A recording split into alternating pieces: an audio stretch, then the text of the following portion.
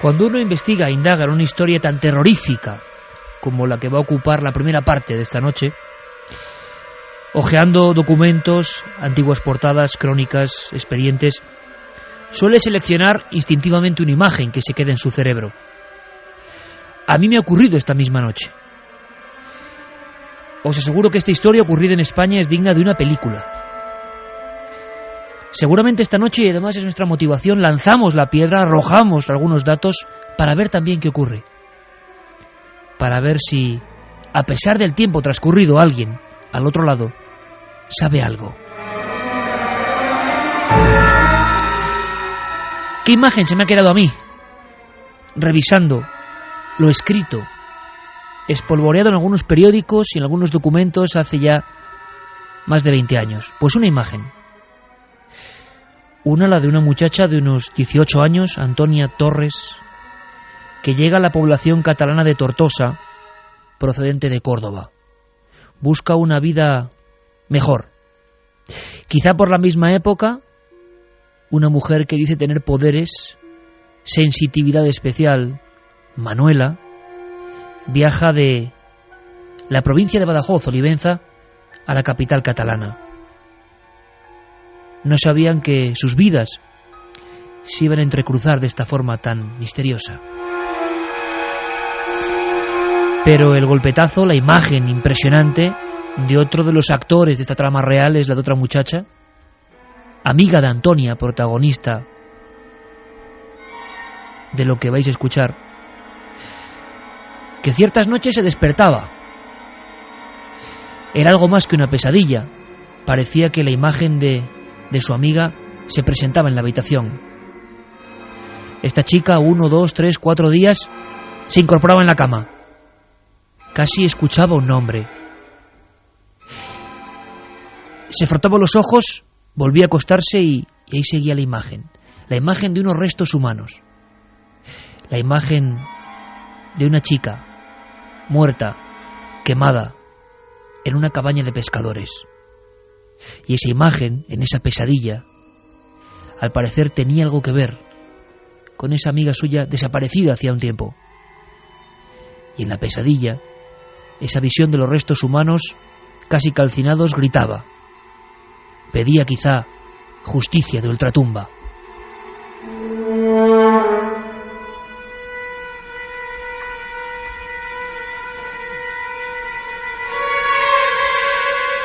Justicia de ultratumba. Así titulaba su crónica, un 27 de diciembre de 1986. Un reportero de sucesos del periódico El Caso. Justicia de ultratumba. Como un grito desgarrador, donde se entrelazan sangre y misterio.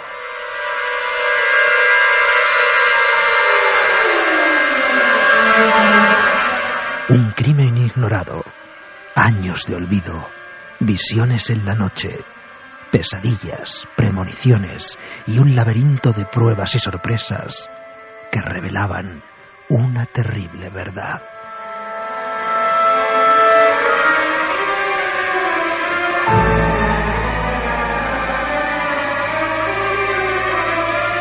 Una y 14 minutos, siempre en directo. Esto es La Nave del Misterio.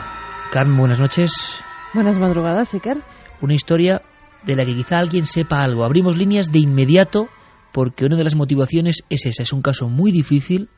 Vais a escucharlo y puede que tengamos suerte y esta misma noche en vivo recibamos algunos datos nuevos. ¿Creéis que es posible que alguien pueda detectar la agonía, que alguien a distancia sienta la energía, quién sabe, de una persona que está pasándolo muy mal? Es cierto que la policía ha colaborado con sensitivos, de los que no sabemos nada y que no salen habitualmente en la tele, vestidos con extraños harapos, desde luego. Personas que incluso sin dedicarse a estos menesteres acuden con un pálpito que parece casi uno de esos sueños o pesadillas donde alguien les llama? ¿Creéis que es posible? Paco Pérez Caballero, nuestro compañero, recién llegado de investigar esta historia. Justicia de ultratumba. Qué gran titular de Ángel Colodro. Paco, buenas noches. Buenas noches, Iker. Lo decíamos antes de entrar en este ambiente tan en penumbra esta noche. Es una de esas historias que podría originar una auténtica película. Nos extraña cómo no se hizo un libro en su día.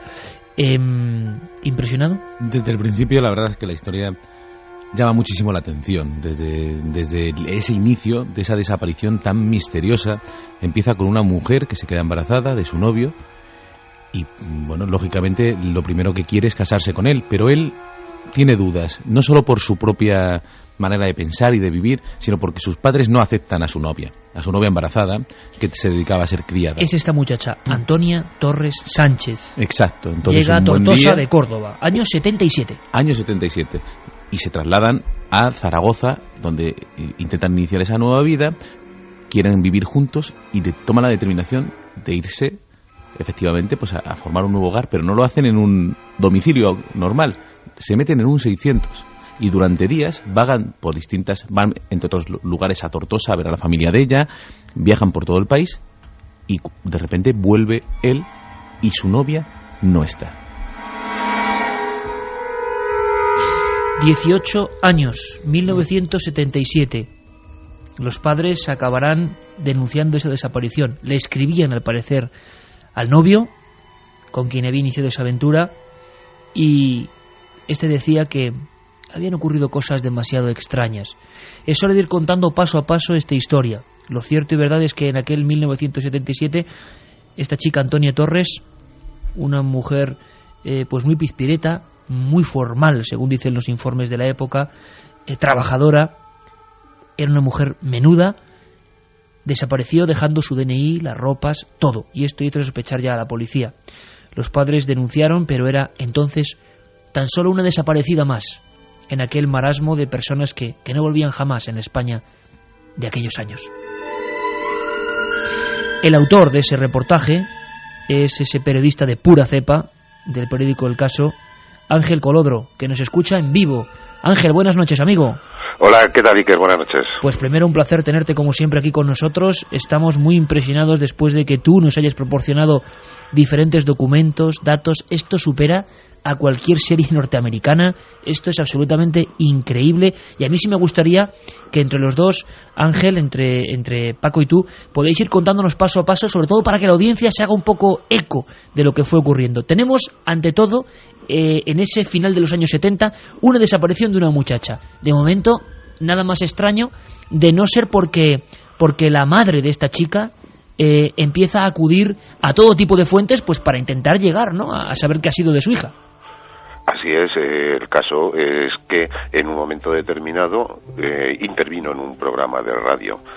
En el que estaba esta vidente y entonces, bueno, pues le hizo la pregunta de qué se sabía de su hija. Había transcurrido mucho tiempo y la respuesta inicial fue que la hija había fallecido.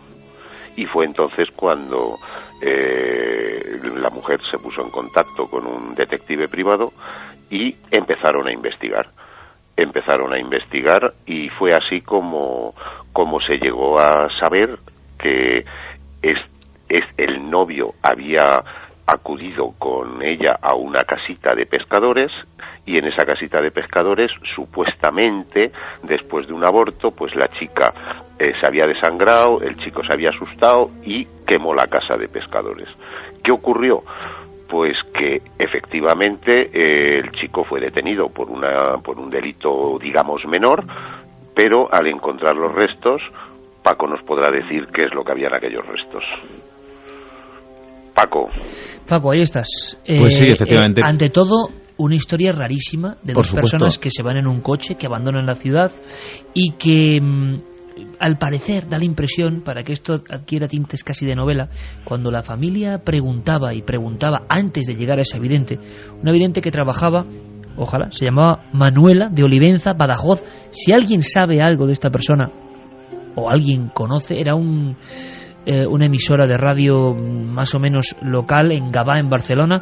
Recibía llamadas, típico programa de línea abierta de videntes, pero lo que sorprendió en un principio, Paco, es la rotundidad de esta mujer. Está muerta. Lo vio como en un flashazo y no tuvo la menor duda. No, además le dijo, no solo está muerta, sino que su hija ha sido asesinada. Algo que también hay que decir que la familia sospechaba, porque lógicamente la desaparición no había sido normal. No era normal que se hubieran ido a vivir en un 600, no era normal que hubiera vuelto el chico diciendo que simplemente le había abandonado a mitad de camino y que no sabía dónde estaba, porque lo primero que dice es eso. Y cuando empieza todo este tema, ya se ha vuelto a casar, se ha olvidado de su antigua novia. Han pasado como 7 u 8 años. 7 u 8 años, y lógicamente él ha rehecho su vida, nadie ha seguido buscando a Antonia, y es a través de esta vidente que dice su hija está muerta, cuando el detective Jorge Colomar se pone tras la pista y empieza a tirar del hilo. Pero es que no es este el único camino paranormal que tiene este caso. Hay otra mujer que tiene unos sueños recurrentes, como hemos dicho al principio del programa, que son muy intensos, y que ella ve a Antonia consumirse en las llamas, pedir auxilio y no poder salir, y ve claramente que es una casa que tiene 2 puertas, una delante y una detrás, y que se está consumiendo y que pide ayuda y que no sabe. En fin, no se corresponde al 100% con la realidad, porque cuando le prenden fuego a aquella caseta, ella ya está muerta, pero sí es una imagen muy viva de lo que le pudo pasar, ¿no? De que ella estaba muerta. Y esta mujer habló con el detective, él me lo ha dicho a mí directamente, dice, y a mí este sueño me impactó muchísimo más que lo que me dijo la vidente. Vamos a recapitular, Paco, porque luego iremos sabiendo lo que tú has descubierto en esta reinvestigación 20 años después. Después de 7 u 8 años de la desaparición de esta mujer, la madre, angustiada, llega incluso a preguntar a una vidente por radio. La vidente dice que está muerta sin duda. La propia madre se queda impresionada, pero insiste. Tan es así que acaban ante un detective, y este detective empieza a investigar un caso de 8 años. Dificilísimo y sin una sola pista ni investigación anterior. Y entonces es cuando empieza a volver a investigar, a volver a tirar del hilo, a volver a preguntar a un novio que empieza a decir, Ángel, sí, que habían tenido ese incidente, un aborto, y se había desenvuelto del cadáver, pero esto 8 años después. Exacto, es que Jordi Colomar es un detective muy conocido de Barcelona que colabora con medios de comunicación. Él aceptó el caso de una forma gratuita y él hizo un trabajo realmente encomiable, porque él lo primero que hizo fue coger todas las diligencias judiciales, y ahí fue donde analizó las declaraciones que había hecho el novio. ¿Qué ocurrió? Él fue al ver al novio y claro, pues él había transcurrido 8 años y ahí observó que había muchas contradicciones, y eso fue lo primero que le puso a Jordi en la línea de que ahí desde luego había algo raro. Luego se encontró con lo del supuesto sueño. Yo no creo que fuera un sueño lo de la amiga, porque los sueños generalmente los sueños se producen sobre fenómenos que nosotros mismos hemos conocido y en espacios que nosotros hemos visto, y ese espacio concreto no lo había visto esta mujer. Es decir, yo creo que era más bien una especie como de premonición, de visión. Sí, como una especie de visión alucinatoria. O sea, Ángel, importante, al mismo tiempo, digámoslo así, que esta vidente tenía clarísimo a través de la radio, sin tener ningún contacto con la muerta, ni hace 8 años, de que estaba muerta, esta otra persona recibía con nitidez la visión de unos restos quemados en una casa de pescadores. Exacto, pero es lo que tú estás diciendo, visión, más que sueño, aunque ella lo pudiera disfrazar como sueño, en el sentido pues de que estas visiones las tuviera por la noche. Y esto fue realmente lo que a nosotros en el caso, todas este conjunto de factores, lo que más nos impactó. Ten en cuenta que nosotros en el caso lo que siempre tratábamos de buscar eran los porqués racionales, los porqués de que una persona haya llegado incluso a asesinar a otra, los porqués mentales y los porqués sociales y todos los porqués que existen detrás de un crimen. Pero claro, es que en este caso el por qué se había producido el crimen ya se supo después, pero la clave está en por qué se aclara este crimen. ¿Cómo se aclara este crimen? Sí. Bueno, tenemos un dato más, Ángel, impresionante, que es que 15 de junio de 1985, es decir, 7 años después de la desaparición de esta muchacha, que se va con su novio, su madre llama a ese programa, a ver si alguien sabe más datos, se llama El Teléfono del Más Allá. el teléfono del más allá. Y es cuando le impresiona tanto lo que responde esta vidente, Manuela, de origen extremeño. Es más, incluso parece que hay una discusión. La grabación imagino que sería imposible de conseguir ya prácticamente, quizá alguien esta noche lo tenga, quién sabe. Al parecer la madre un poco con cierta vergüenza o bueno, tengo un problema familiar, y al parecer es la vidente la que le dice que hace 9 años que no ha visto a su hija. La mujer incluso duda, y la vidente, sensitiva, como sea, que nosotros somos bastante reacios con este asunto, pero es lo que al parecer ocurrió, le dice que no son 9 años exactos, y después que está muerta. La mujer se queda impresionada al otro lado del teléfono y le insiste en que está muerta, y es entonces cuando este investigador empieza a cercar al novio. Cuando el novio Paco confiesa que ha sido un aborto y que se ha desangrado, dice fríamente que dejó los restos en un lugar parecido al del sueño. Sí, exacto, y que efectivamente se asustó y le prendió fuego. ¿Qué sucede? Que la policía inmediatamente se moviliza con la ayuda de Jorge Colomer, que le da todos los datos de los que él dispone, y la policía encuentra algo. Después de tanto tiempo y después de ese fuego, aún quedaban restos. Y aquí yo creo que es la parte más sorprendente de toda esta historia, porque encuentran unos pocos huesos, muy pocos, muy pequeños, y una parte del cráneo, solo una parte, en la que hay además un disparo de bala. Sí, que encuentran la parte que conserva la prueba. Pero entonces lo impresionante es que ya la policía vuelve a reabrir el caso gracias a estos detalles, Ángel, y no solo eso, sino que cuando el detective le hace confesar, bueno, ha sido un aborto, queríamos abortar, estábamos en un 600, se desangró en el coche, la policía recupera el 600 de hace 7 u 8 años, lo examina y ve que no hay sangre, vuelve a acercar al novio. Y la vidente, Ángel, si no me equivoco, esa vidente un poco en la sombra de esta historia, insiste en que de aborto nada. ¿Es posible? Es posible, eso es verdad. Ángel, es increíble. Bueno, es tan verdad como el hecho de que de esos restos que quedaban, prácticamente solamente reconocible y recuperable es el resto en el que está el disparo, un agujero que inequívocamente es un disparo, pero que posteriormente conduce incluso a recuperar el arma que había sido comprada previamente por el novio. Es decir, que de aquel accidente que se había podido producir o aquel delito menor de una exhumación ilegal o una inhumación ilegal, lo que al final se produce es un asesinato perfectamente premeditado. Y es más, es que después de tantísimo tiempo se llega a encontrar el arma.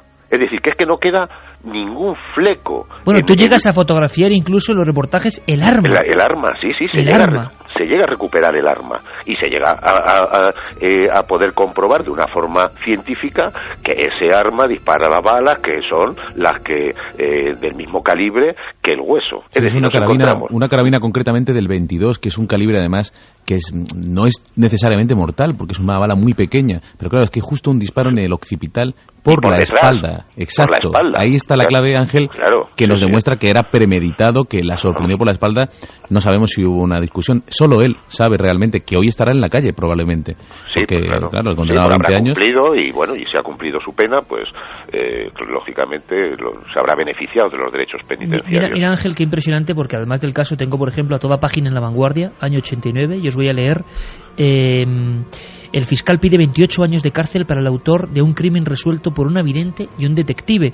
Y lo más curioso de esta historia es que, claro, antes de que la policía rastree el lugar de ese sueño de una amiga por un lado y de la impresión de la vidente de asesinato por otro, resulta que antes de que tengan los restos y que uno solo de los restos, que eran mínimos al parecer por el tiempo transcurrido y por el fuego que le había prendido el ejecutor del crimen, antes de que esos restos demuestren que hay asesinato, es que vuelven a consultar a la vidente y la vidente desecha de nuevo, dice que lo del aborto es una mentira, que es... Sí. Y insiste en el asesinato, lo tenía así de claro. Sí, la vidente lo tenía. Pero lo que te decía, Iker, analiza los elementos. La primera llamada a la vidente, el sueño. Luego que aparezca solamente ese resto. Y después que se encuentre el arma. Es decir, 4 elementos totalmente aleatorios que en un momento determinado se juntan para aclarar un crimen. Y aquí no nos encontramos en la película aquella célebre de Hitchcock que era La Trama. ¿Recuerdas aquella película en la que había una medium que tenía contratado a un detective para investigar las cosas de los clientes a los que iban a la consulta? No, aquí lo que nos encontramos es un hecho totalmente casual, porque ¿qué pudo motivar en aquel momento a aquella madre a llamar a aquella vidente para que empezara a desencadenarse todo esto? Toda esta justicia de ultratumba.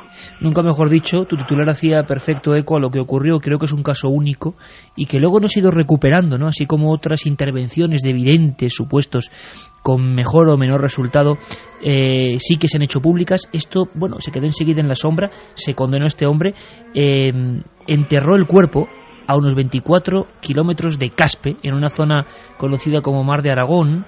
Lo más tétrico, ¿no? Recordando el sueño de esa amiga que veía el cuerpo de Antonia gritando, los restos gritando en una choza, es que al pegarle fuego, al parecer, según también a la policía, las llamas quebraron las vigas de madera y cayó el techo sobre el cadáver. Y se cubrió el cadáver, Ángel, ¿esto es cierto? Sí, recuerdo, sí. Madre mía, Paco, lo impresionante de toda esta historia es que el lugar exacto entonces coincidía en ubicación, más o menos. Era una caseta no de pescadores, pero sí al lado de... Sí, es curioso porque toda esa zona que nosotros hemos recorrido está repleta de cabañas muy parecidas. Son construcciones muy básicas, muy sencillas, que se utilizan efectivamente para varias cosas, para almacenar los enseres, pero también como almacén para los pescadores, efectivamente. O sea que realmente sí era de pescadores no marítimos, claro, pero sí de interior. Porque ahí lo que se hace básicamente en ese pantano, que realmente le llaman el Mar de Aragón, pero es un pantano, pues es pescar, se hace algún deporte náutico, pero vamos, que efectivamente era, como había dicho, una cabaña que podía ser de cazadores o de pescadores, las características eran muy parecidas. Ya te digo que había una clave, que es que tenía dos puertas, una por delante y una por detrás, cosa que es poco usual. Yo he estado viendo por ahí las casetas y lo normal es que tengan solo una entrada. En fin, unos datos que nos llaman mucho la atención, y lo que estabas diciendo, muchas veces en la investigación criminal tenemos las informaciones que dan ciertos videntes, casi siempre erróneas, muchísimas veces hacen más daño que otra cosa. Claro. Y sin embargo, en este caso, lo que no se puede dejar de ver es que gracias a esas palabras de la vidente se vuelve a abrir el caso, un caso que estaba cerrado desde hace 8 años, y eso es irrefutable. Luego nos podemos creer que fue una casualidad o no, o que la mujer tuvo realmente una visión o no, pero lo que está claro es que si no llega a ser porque esta madre coge el teléfono y llama a esta mujer, su hija probablemente hubiera permanecido allí enterrada para siempre. Ángel, y cuando estabais investigando el asunto en pleno año 86, la reapertura de esta historia tan increíble, porque los restos, al parecer, por la quemazón de la caseta, eran tan pequeños que cuando se remodeló la caseta incluso tiraron algunos restos de huesos pensando que eran de perros o de animales, hasta que precisamente uno de los que queda es el que tiene el disparo. Claro, es algo increíble. Bueno, ¿y qué había pasado esa noche de autos? ¿Qué es lo que ocurrió? ¿Por qué este hombre que se fuga con su novia o se marcha en el 1600 acaba con su vida en aquel paraje? No había aborto. ¿Qué es lo que hubo? ¿Qué pudiste descubrir? ¿Qué había de fondo? Bueno, de fondo lo que había era un rechazo familiar. Era un Romeo y Julieta en el que el Romeo pues no estaba lo suficientemente enamorado de su Julieta. Esto es realmente lo que ocurre, y al final pues hace caso pues a las presiones, sobre todo de su madre, de que abandonara a esta chica, y el chico pues cometió esa barbaridad. Claro, había que preguntarse, Paco, la impresión del hombre que disparó, Antonia Torres Sánchez, en aquel lugar desolado, en plena noche. ¿Cómo se quedó cuando 7 años después, ya casado, gracias, para él por desgracia, por una vidente y un sueño, se reabre todo? Primero niega todos los hechos, después asegura que es un aborto, y ya cuando se queda alucinado es cuando le siguen insistiendo por vía paranormal que es un crimen. Este hombre, con alevosía, Paco, se acercó por detrás a la mujer, le prometió una jornada de caza y le descerrajó ese disparo. Sí, realmente se estaba cumpliendo el sueño de Antonia, porque hay un dato muy interesante, y es que ella llegó a denunciarlo porque creía que la iba a abandonar. Ella ya estaba en avanzado estado de gestación y estaba viendo que la familia de él estaba embarazada. Sí, estaba embarazada y él, además ya en estado avanzado, es decir, no era una cosa que se pudiera ya ocultar. Y además, él estaba dando señales de que iba a hacer caso a sus padres, a los padres de él, que no la querían en la familia, y la iba a abandonar. Y ante eso, que él desaparece un par de días sin decir por qué, ella se va a una comisaría y dice que lo denuncia por abandono al hogar de su hijo. Y él vuelve y le promete que se va a casar con ella y empieza a cumplir sus sueños. Se van en ese 600, fíjate lo que es esa idea de ir a vivir en un 600, o sea, las 24 horas metidos en un 600, que es un coche muy pequeño y que naturalmente pues debían ser unas condiciones lamentables. Y se la lleva a Caspe, allí al pantano. Ella baja del coche, no se sabe muy bien, él dice que hubo una discusión, no se sabe realmente si simplemente bajó y la remató. Lo que está claro es que él sacó su carabina, que la tenía ahí por algo. Él decía que era para espantar a los mirones, porque claro, como estaban haciendo vida por completo ahí en el 600, pues mucha gente se acercaba, en fin, nunca estaba seguro. Entonces, que era para eso, un arma de un calibre muy pequeño. Y luego rocía el cuerpo con gasolina. Y quema totalmente la casa, dejando... Es impresionante que aparezca simplemente... Además hemos visto esa imagen, yo creo que tú también te habrás estremecido, porque claro, ver esa imagen con el agujero de bala perfecto, en un pedacito tan pequeño de cráneo, de lo poco que queda en la nuca, justo en la nuca, pues la verdad es que es alucinante y es impresionante. Uno de los casos más impresionantes que has tocado en tu vida, Ángel, imagino. Sí, bueno, ya te lo he comentado, que es que nosotros siempre buscábamos por lo menos una explicación racional, porque todos los crímenes lo tienen, y en este caso es que sí, existía una explicación racional de por qué se había cometido el crimen, pero de por qué se había aclarado, nunca existió esa explicación. La única explicación es paranormal. Ángel Colodro, Justicia de Ultratumba. Vamos a ver si esta noche hay más pistas. Un abrazo grandísimo, compañero. Gracias y que buenas noches.